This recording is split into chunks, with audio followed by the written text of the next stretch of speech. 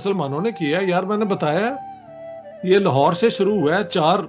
4 मार्च को जो गोली चली है उसमें सबसे पहले हिंदू सिख स्टूडेंट मारे गए हैं। रावलपिंडी में वन साइडेड कत्लेआम सिखों का कई हजार का किया मुसलमानों ने।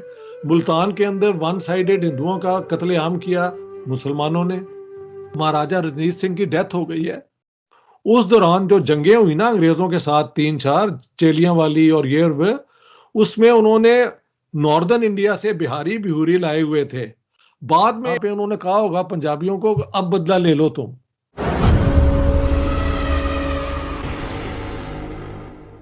आप देख रहे हैं पार्टीशन ऑफ इंडिया की एपिसोड 6। पार्टीशन से जुड़ी ऐसी छुपी हुई दास्तान जिस पर कभी बात नहीं की गई, जिसे सामने नहीं आने दिया गया। ऐसे ही मज़ीद छुपे राज जानने के लिए सजाद पिज़ादा चैनल सब्सक्राइब कर लीजिए ताकि आप तक नोटिफिकेशन पहुंच सके। प्रोफेसर साहब, 15 अगस्त 1947 का दिन आ जाता है। बरतानवी पार्लियामेंट के मुताबिक, ऐलान हिंद 1947 के मुताबिक पार्टीशन हो जाती है जी। और 2 दिन के बाद 17 अगस्त 1947 को पंजाब के लोगों को, हम पंजाब की बात कर रहे हैं, चलता है पता कि लाहौर तो नहीं रहा, जो हिंदू यहाँ पे सिख थे ये तो मुसलमानों के पास आ गया। तो अब वो एकदम से घबराते हैं, भागते हैं। अब जब पार्टीशन के वक्त जो दंगे, जो फसाद होते हैं, ये कौन सा ग्रुप शुरू करता है, कैसे शुरू होते हैं और लोगों के पास इतनी बड़ी तादाद में हथियार, बंदूकें कहां से आ जाती? अच्छा, यहाँ पे भी सुन लो ना। अभी आप अपनी बैकग्राउंड में जाओ ना। आपने बताया कि 1857 के बाद यहां से पुलिस, यहां से आर्मी ली गई। फर्स्ट वर्ल्ड वॉर में आपने 3 लाख से ज्यादा पंजाबी बताए। सेकंड वर्ल्ड वॉर में 48% आपने बताया कि पंजाब के अंदर ये गए। तो ये वहां पे क्या जाके मालिश करते थे? यही थे ना जिनको ट्रेन किया गया था कैसे गोली चलानी है, कैसे किल करना है, कैसे ट्रेंचेस में रखना है। तो सिर्फ पंजाब के पास इतनी ज्यादा हुनर था हथियार इस्तेमाल करने का। 1857 के बाद क्योंकि बंगाल से और उधर से ये वो हुई थी म्यूटनी, तो उन्होंने बंगालियों को और ये जो नॉर्दर्न इंडियन थे ना, इनको फौज में लेना बंद कर दिया था। वो ज्यादा मेडिकल सर्विस में आते थे या इंजीनियरिंग कोर में आते थे। लड़ने वाला फौजी जो है, इन्फेंट्री, वो तो तुम्हारी अपनी बातों को याद रखो ना जो तुमने मुझे बताया अभी। तो कौन सा प्रोविंस है जो लड़ सकता है अगर उसको चांस मिले, जिसको कत्ल भी करना आता है, जिसको हथियार इस्तेमाल भी करना आता है। इनमें से कई, बात तो सुनो ना, कई लोग अपने साथ छुपा के गन्स ले आए थे, ग्रेनेड ले आए थे। मैंने पंजाब वाली किताब में बताया कई ग्रेनेड फेंके गए हैं जिनसे बहुत, ये पंजाब में जब हुआ, that is why the blood bath is in the Punjab. तुम्हारी अपनी बातें मैंने समझा दी हैं, तुमने खुद ही मुझे वो तीनों स्टैटिस्टिक दी हैं, तो उनके कॉन्सिक्वेंसेस देख लो ना। बाकी सारे हिंदुस्तान को तो उन्होंने ये लिफ्ट नहीं कराई। बंगाल को उन्होंने आर्म फोर्सेस में से एक्सपेल कर दिया, नॉर्दर्न इंडियंस को भी तकरीबन एक्सपेल कर दिया। सारी रिक्रूटमेंट पंजाब से हुई या पेशावर के इर्द गिर्द 3-4 नॉर्थ वेस्ट फ्रंटियर के, ना सिंध से हुई ना बलोचिस्तान से हुई। तो ये तो सारा पंजाब ही है। तो जब हुकूमत खत्म हो जाएगी, किसको कत्ल करना आता है? एक और बात, यहां पे आम आदमी ने एक दूसरे पे इस तरह हमला नहीं किया। शरीफ लोग छुरी चलाना तो नहीं ना जानते, सिविलाइज बंदा कहां चलाता है।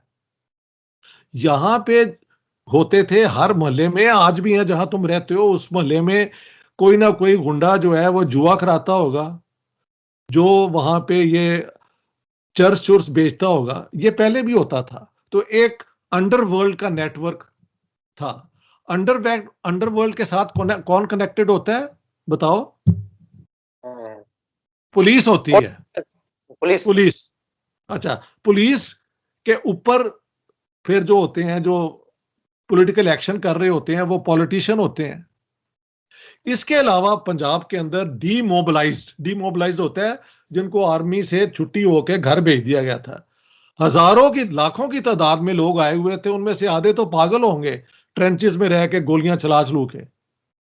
तो उनको इन्होंने मोबिलाइज किया। ये 4 ग्रुपों ने, police, magistrate, lower level magistrate, politician जिन्होंने बचाना होता था कि थाने पे जब खबर हो तो जाके आप उनके बिहाफ पे बोलें, हाँ जी, और अंडरग्राउंड को जब भी आप देखें, जब भी होता है ना ये कम्युनल राइट्स होते हैं तो हमेशा गुंडों को पहले आगे किया जाता है। पॉलिटिशियंस उन्हें इस्तेमाल करते हैं, पुलिस भी उनके साथ इन्वॉल्व होती है। ये सारी मेरी यार पंजाब की किताब पढ़ लो, उसमें बिल्ला जट और हाजी अब्दुल रहीम रहमान और हिंदुस्तान के अंदर जिन लोगों ने ये किया है ना सारा, उनके पूरे कन्फेशंस हैं, उनके अपने बयान हैं कि हमने ये ऐसे ऐसे किया। तो ऐसे हुआ है पंजाब के अंदर। आप समझते हैं कि आपके मुताबिक के पंजाब की ये तारीख रही है कि अपनों के खिलाफ और गैरों के हक में हमेशा हथियार उठाने? यार मैं इस किस्म की कभी आर्गुमेंट नहीं देता। देखिए बस ठीक, एक और बात सुन, एक और बात सुन ले, एक और बात सुन ले। नहीं बात तो सुने, नहीं बात तो सुने कि जब महाराजा रणजीत सिंह की डेथ हो गई है तो 10 साल फिर उनके जो डिसेंडेंट्स हैं बेटे, कभी ये उनकी हुकूमतें रही 10 साल। उस दौरान जो जंगें हुई ना अंग्रेजों के साथ 3-4 चेलियां वाली और ये, उसमें उन्होंने नॉर्दर्न इंडिया से बिहारी बिहूरी लाए हुए थे हमले करने के लिए। अंग्रेज तो नहीं था लड़ता, वो तो ऑफिसर था ना। थोड़े से अंग्रेज होते थे, ज्यादा लड़ाते थे यहाँ के लोकल लोगों को। बाद में 1857 को यहाँ पे उन्होंने कहा होगा पंजाबियों को, अब बदला ले लो तुम।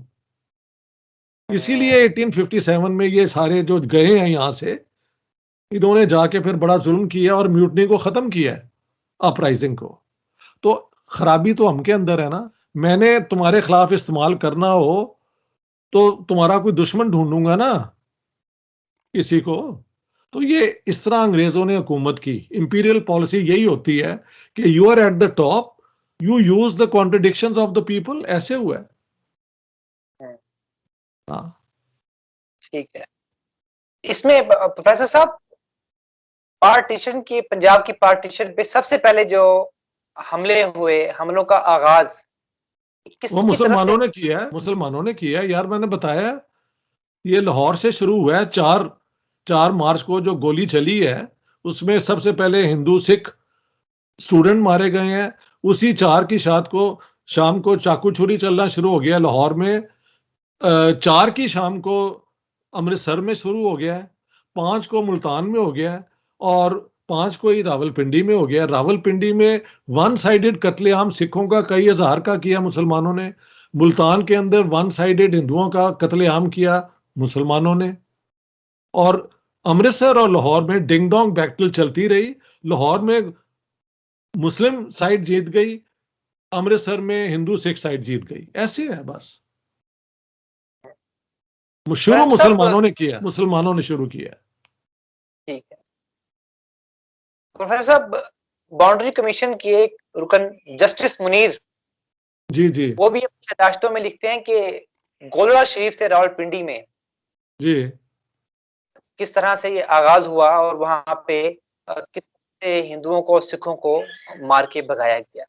हाँ, आपने पार्टीशन ऑफ पंजाब पे पूरी किताब लिखी है, क्या इस हवाले से आप कुछ बताना चाहेंगे? हाँ बिल्कुल। मैंने तो बल्कि जस्टिस मुनीर को कोट किया है। पेज 17 उनकी जो किताब है ना, फ्रॉम जिना टू जिया, वो पढ़ ले, पेज 17। वहां पे उन्होंने लिखा है कि रावलपिंडी में द मुस्लिम्स वर द अग्रेसर्स। ये उन्होंने खुद लिखा है। और उन्होंने जो दिया ना वो मिसाल है, टेक्शला के पास एक ट्रेन के ऊपर अटैक हुआ था। वो अटैक हुआ था 7 मार्च को 1947 को, मुसलमानों ने किया था और कई हिंदू सिख ट्रेन से निकाल के मार दिए थे।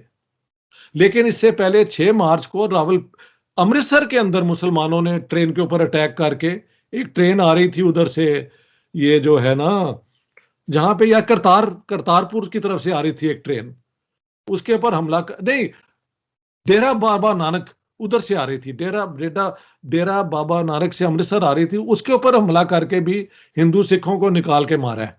तो ये सब आगाज मुसलमानों ने किया है। मेरे पास तो सारी डेट्स हैं, एवरीथिंग इज ऑन रिकॉर्ड। उनके लम्स के ऊपर जो है ना, उनके आर्काइव्स में मेरे जो इंटरव्यू मैंने किए हुए हैं वो भी लोग जाके सुन लें।